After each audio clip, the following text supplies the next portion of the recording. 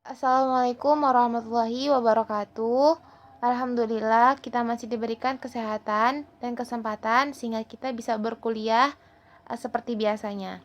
Izin kepada Bapak dan teman-teman, kami dari kelompok 4 akan mempresentasikan hasil dari diskusi kami, yaitu tentang motivasi kerja. Nah, yang beranggotakan Hunafa Aulia, Yeni Rahma Putri, Nur Adila Suhari, dan Hafiza Ridatul Aisi. Langsung saja kepada Nur Adila Suhari, saya persilakan dengan segala Di hormat. sini saya akan menjelaskan materi yang pertama, yaitu pengertian motivasi kerja. Nah, pengertian motivasi ini sendiri adalah dorongan psikologis di dalam diri seseorang yang mengarahkan seseorang tersebut kepada suatu tujuan. Nah, motivasi ini akan membuat keadaan di dalam diri seseorang menjadi lebih terarah. Menurut Kartini Kartono, motivasi menjadi sebuah dorongan atau driving force terhadap seseorang agar mau melaksanakan sesuatu. Namun, motivasi yang ada pada setiap orang itu berbeda-beda. Setiap orang tentunya membutuhkan dorongan yang positif, baik dari dalam maupun dari luar dirinya. Nah, dorongan positif ini merupakan sebuah motivasi yang akan meningkatkan semangat kerja, sehingga seseorang tersebut lebih berkomitmen ke dalam pekerjaannya. Motivasi ini sangat diperlukan jika ingin bertahan di suatu karir tertentu. Jadi, dapat disimpulkan bahwa motivasi kerja adalah dorongan yang timbul dari dalam diri seseorang untuk melakukan sebuah pekerjaan dengan semangat yang tinggi dan menggunakan semua kemampuan yang ia punya. Baiklah, selanjutnya yaitu materi yang kedua, pentingnya motivasi kerja. Nah, motivasi kerja ini sendiri bisa naik dan bisa turun, bahkan bisa saja hilang. Alasan mengapa kita kehilangan motivasi kerja ini karena kita tidak lagi memiliki alasan yang kuat mengapa kita harus bekerja. Misalnya saja karena beban tugas yang bertambah, atau rekan kerja yang tidak bisa diajak bekerja sama, atau bahkan bisa saja karena kita tidak lagi memiliki motivasi untuk hidup. Nah, masih banyak orang di luar sana yang menganggap motivasi ini merupakan hal yang sepele. Namun, pada dasarnya motivasi ini sangat berpengaruh kepada diri seseorang. Jadi, jika kita kehilangan motivasi, itu tetap saja sebuah masalah yang harus kita atasi. Teori motivasi. Teori motivasi ini terbagi menjadi 3, yaitu teori tingkat kebutuhan, teori relasi, eksistensi dan pertumbuhan, serta teori 2 faktor. Tata tingkat kebutuhan. Nah, menurut Maslow, terdapat bahwa kondisi manusia itu berada pada kondisi mengajar dan berkesinambungan. Nah, jika satu kebutuhan sudah terpenuhi, maka langsung digantikan oleh kebutuhan yang lainnya. Dan di dalamnya itu ada 5 faktor, yaitu kebutuhan fisik seperti makan, minum, berpakaian, dan sebagainya. Kemudian kebutuhan keamanan seperti keselamatan, keamanan, perlindungan, dan sebagainya. Kemudian ada kebutuhan sosial, itu seperti cinta, mencintai, dicintai, bergaul, bermasyarakat, dan sejenisnya. Kemudian ada kebutuhan penghargaan atau harga diri, itu seperti kehormatan, penghormatan, penghargaan, dan pengakuan.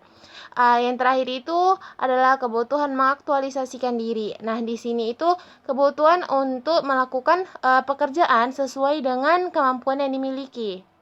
Itu ada teori eksistensi, relasi, dan pertumbuhan. Nah, menurut Aldever itu terbagi menjadi 3, yaitu kebutuhan eksistensi itu adalah kebutuhan yang diinginkan seseorang untuk secara material. Nah, seperti makanan, minuman, atau sebagainya. Yang kedua itu ada kebutuhan hubungan. Nah, hubungan di sini adalah yang membagi antara pikiran dengan perasaan. Yang ketiga itu ada hubungan kebutuhan pertumbuhan. Nah, di sini itu mencakup kebutuhan-kebutuhan yang dimiliki seorang untuk mengembangkan kecakapan mereka secara penuh. Teori 2 faktor. Nah, teori 2 faktor ini adalah faktor-faktor yang menimbulkan kepuasan dalam bekerja, atau yang sering disebut dengan motivasi kerja. Nah, di dalamnya itu ada beberapa faktor, antara lain tanggung jawab, kemajuan pekerjaan itu sendiri, dan capaian serta pengakuan. Nah, di dalamnya juga terdapat beberapa faktor yang menimbulkan ketidakpuasan dalam bekerja, antara lain gaji, hubungan antar pribadi, administrasi yang administrasi dan kebijakan perusahaan, serta penyilihan. Teori penetapan tujuan. Menurut teori ini, orang akan termotivasi jika memiliki tujuan yang jelas dibandingkan orang dengan tujuan yang tidak jelas. Nah, Luke berpendapat bahwa orang dengan tujuan atau tugas yang jelas akan merasa lebih tertantang dan lebih termotivasi jika dibandingkan dengan orang yang memiliki tugas atau tujuan yang tidak jelas atau kabur. Nah, memberikan tujuan yang jelas itu dapat memotivasi kerja seseorang. Oleh karena itu, rumuskanlah tujuan-tujuan dengan jelas agar orang-orang yang mengerjakan mengetahui dengan baik dan dapat termotivasi untuk mencapai tujuan tersebut. Nah, yang kedua adalah teori kesamaan atau keseimbangan. Nah, menurut teori ini, orang cenderung akan membandingkan reward atau insentif yang mereka terima dengan insentif yang diterima oleh orang lain dengan beban kerja yang serupa. Nah, bila insentif yang diterima itu sama antara keduanya, maka akan memotivasi. Tetapi jika yang diterima itu lebih kecil, maka akan membuat diri seseorang itu merasa kecewa dan mengurangi motivasinya. Tetapi jika insentif yang diterima itu lebih banyak, maka akan lebih memotivasi seseorang. Nah, menurut teori keseimbangan ini, orang cenderung akan melihat rasio antara beban kerja dan juga penghargaan yang mereka terima. Nah, selanjutnya adalah faktor-faktor yang dapat meningkatkan motivasi kerja. Yang pertama adalah mendapatkan gaji. Gaji merupakan salah satu hak pekerja. Oleh sebab itu, dengan mendapatkan gaji dapat memicu motivasi kerja seseorang. Nah, yang kedua adalah penghargaan. Pekerja yang termotivasi itu akan bersedia secara sukarela bekerja demi mendapatkan penghargaan atas hasil kerja keras mereka. Nah, hal tersebut itu berpengaruh pada mereka yang bekerja dan ingin mendapatkan pekerjaan secara langsung akan memotivasi diri mereka. Nah, yang ketiga adalah lingkungan. Lingkungan itu berperan besar dalam meningkatkan motivasi kerja karena dengan lingkungan yang nyaman dan hangat akan memberikan dorongan kepada seseorang untuk bekerja dan juga memberikan seseorang motivasi itu dalam menjalankan atau menyelesaikan tugasnya. Nah, yang terakhir adalah mencari pengalaman. Itu dengan bekerja, seseorang akan dapat pengalaman yang belum dimiliki sebelumnya. Nah, pengalaman tersebut merupakan sesuatu hal yang sangat berharga karena dengan pengalaman tersebut kita bisa mengembangkan pengalaman-pengalaman atau potensi-potensi kita di kemudian. Baiklah, saya akan melanjutkan penjelasan dari teman saya, yaitu bagaimana cara meningkatkan motivasi kerja. Yang pertama, melalui sentuhan-sentuhan kecil atau seperti mengucapkan salam terlebih dahulu.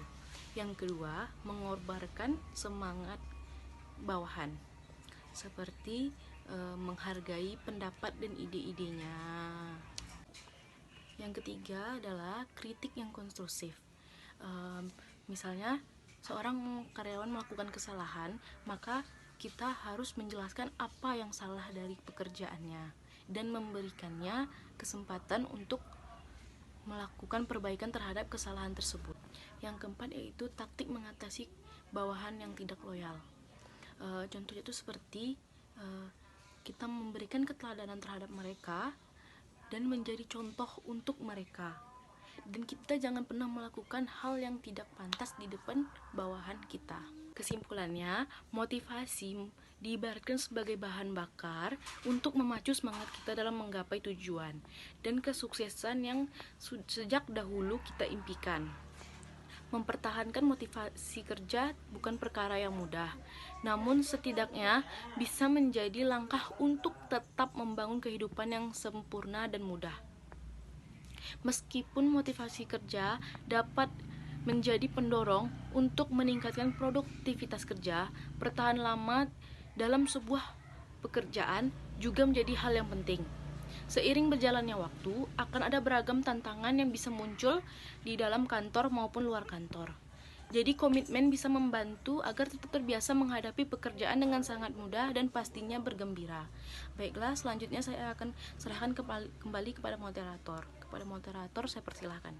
Sampai di sini hasil dari materi kami. Kurang dan lebihnya kami mohon maaf. Kepada Allah kami mohon ampun. Akhirul kalam. Assalamualaikum warahmatullahi wabarakatuh.